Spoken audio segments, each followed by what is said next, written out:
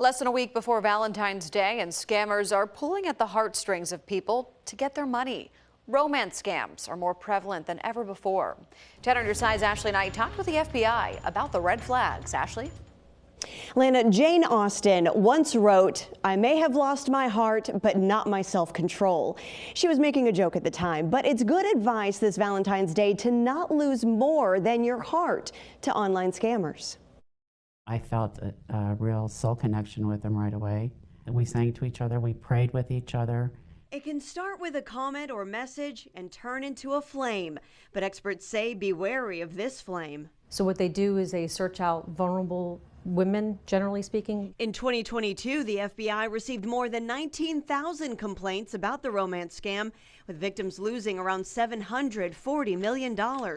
Criminals will steal photos from real people, oftentimes military, to gain trust, and message you on dating apps or social media. They'll make you believe you're in a loving, trusting relationship with this fake persona. They'll try to endear themselves to the victims. They'll say whatever the victim wants to hear. Once they have you, then the shoe drops. The perpetrator will state that they have an emergency and they need funds. A victim interviewed by the FBI doesn't show her face or give her name, but was conned out of $2 million. He was trying to finish up a job in California, and he needed some money to help finish that job up. But you know, one thing kept happening after another.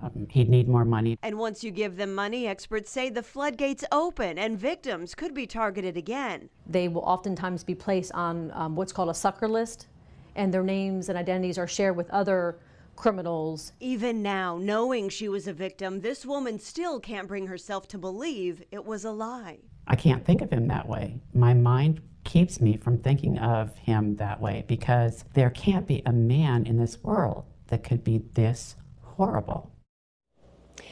FBI agents say don't share personal information, especially bank account information. Only use reputable dating sites and research photos and profiles to see if the name or picture has been used somewhere else. And never send money to someone you've never met. If you think you've been a victim, call 1-800-CALL-FBI to file a report and check with your bank. Ashley Knight, 10 on your side.